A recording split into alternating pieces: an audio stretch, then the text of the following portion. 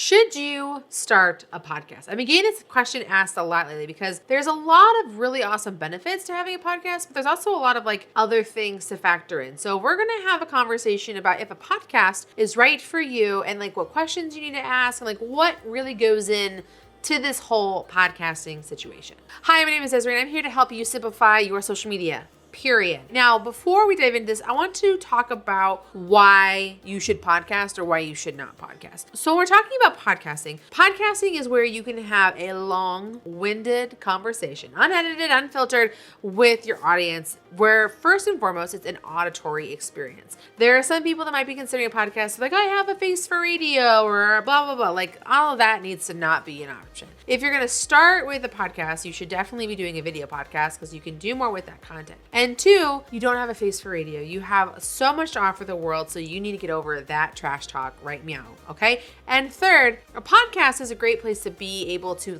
explain yourself, ramble, have conversation, go on tangents, tell really long stories. When you're talking about the difference between a podcast and doing video for YouTube, that I think is where the really fundamental difference is. On this YouTube channel, I have very succinct, specific things I'm trying to do. I have my list of things that I'm going to talk to you about. I try to edit it together. We add in B-roll, we have in text on our screen, and really having a specific thing happening here on this YouTube channel. When it comes to the podcast, what I do over at the Women of Video, I'm having a conversation. I'm not usually talking as fast. I'm usually listening. I'm interviewing.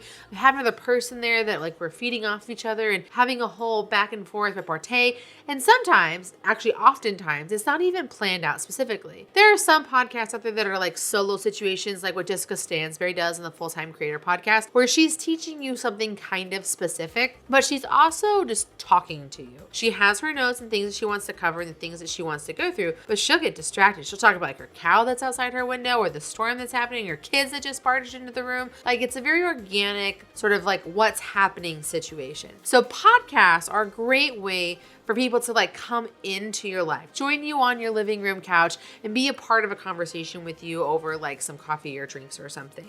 So that's how I want you to think about a podcast from a production, talking, communication sort of a standpoint.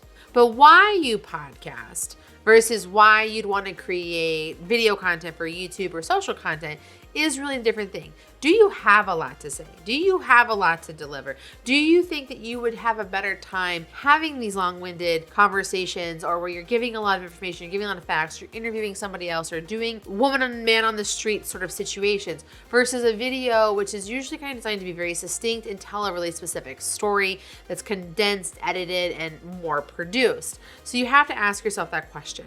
Why? Why a podcast versus these other forms of content? I think podcasting is a great option if you want to accomplish a couple different things. One, you have a lot to say, you want to get out and you want to do it. Two, you don't want to have to go through the extra work and potentially the extra money that goes in to having highly produced content. So I want to talk about that for a second. So here on this YouTube channel, I have this box that I talk to you in every single week or a couple times a week, and depending on the content, it's a short or it's a long form video. This situation is an investment. So not only have I invested in the equipment to make it happen, I have a camera, I have lights, I have my studio, I have my microphone. This is a perfectly curated situation that's come with lots of years of experience and practice and buying stuff. And sometimes I bought things I haven't needed, okay? So there's that part. But then from a production standpoint, I have a video editor, I have my VA, I have my project manager, I have our social media team that All in Social Media has on staff for our clients, also for us, that takes this content and does stuff with it. We have to send it to the editor. We have to send it to the custom thumbnail company to make it all work. We have to turn it into a blog to put onto our website. We have to post about it in our weekly emails. We have to share it on social media. We have to turn it into other pieces of content. So this YouTube channel has a lot of parts. It has a lot of people and mechanisms and things that make it work, with the single purpose of it being to get leads to the agency and also other streams of income that we use a YouTube channel for. So you have to think a podcast can really simplify that. When I'm making Women in Video podcast, it's a lot simpler.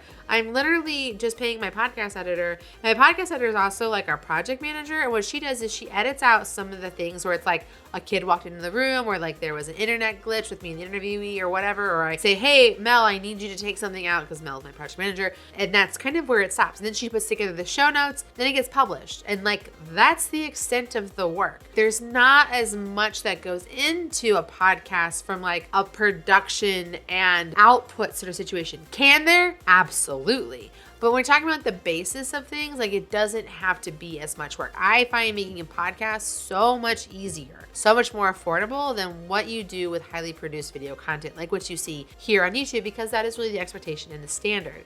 So that is a great reason to consider having a podcast as well.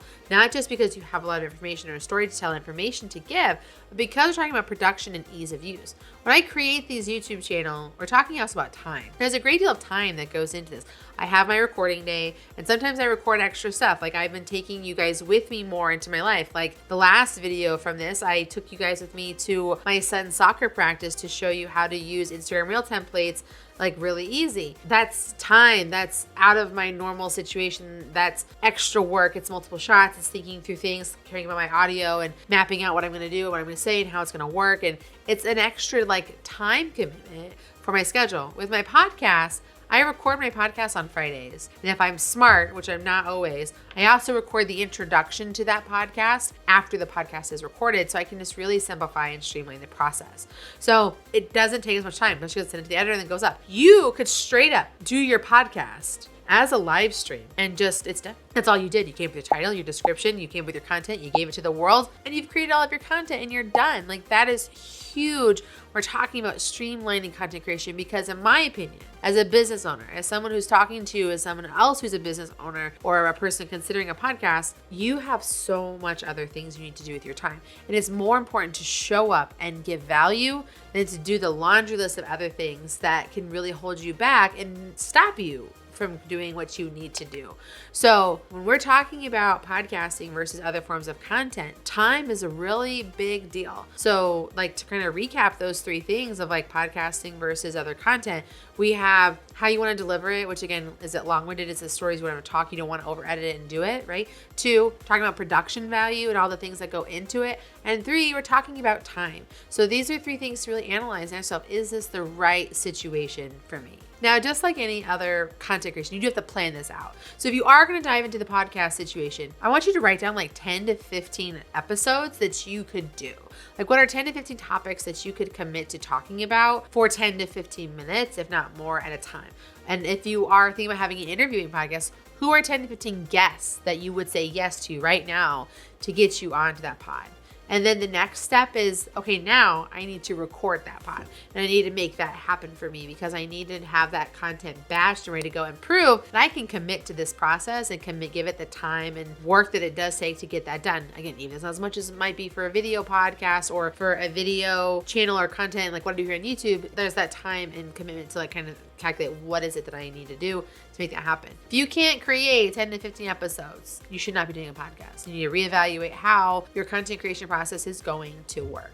Now, let's talk about tools and logistics here for a hot second. When I record my podcast, I use StreamYard. And I use StreamYard because it is more of a production studio for me than anything else. I can very easily plan out my run of show for my podcast. And you can grab my free run of show template down below in the description. I use my run of show to like map out like, okay, what is the show's going to happen? What are we going to talk about? What are things I want to say? Who are sponsors? What is my guest introduction? Like I use that as my outline for how I want to do it. And then I can use StreamYard to execute it. I can have pictures, overlays, introductory videos. It just makes it easier for me. And I can control the situation on the other end for my guest as well.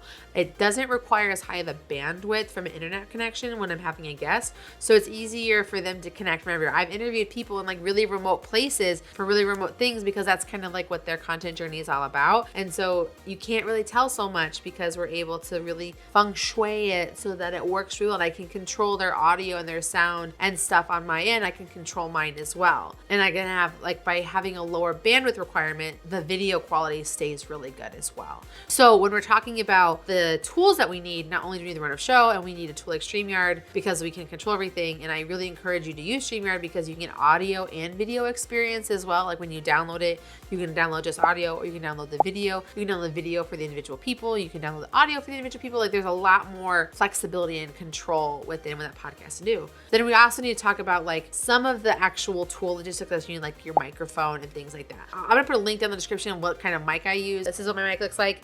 It's a whole situation. It's what I use also for recording these videos as well. So that's why the audio mic got a little bit crazy there for a second. And I use a camera, and I have a couple different cameras that I use. My Logitech 1080p, which works well. I also have this Opal, which is a 4K webcam. It's this new thing I've been testing. I haven't talked about it a whole lot, but I really do like it. So you have sort of those webcam options, and that's all you need. Like you just need maybe a window so people can see you nicely if that's a thing for you, or some lights if you can get a simple ring light or something to light you up. So from a tools perspective, you don't need as much to do it, and you can really execute it very simply. And then you can use a tool like Anchor, which allows for you to upload your video podcast or your audio podcast, and it will distribute it to all the places. You can go to Apple Podcasts, Spotify, Google, Stitcher. You want to do iHeartRadio, Pandora, Audible. These are all places that have podcast options available for you, and you just got to sign up with those places and use the RSS that comes with it to make it work for you. So when we're talking about podcasting, that's the logistics of it. But I think there's another really important thing for us to talk about with your podcast when it comes to content creation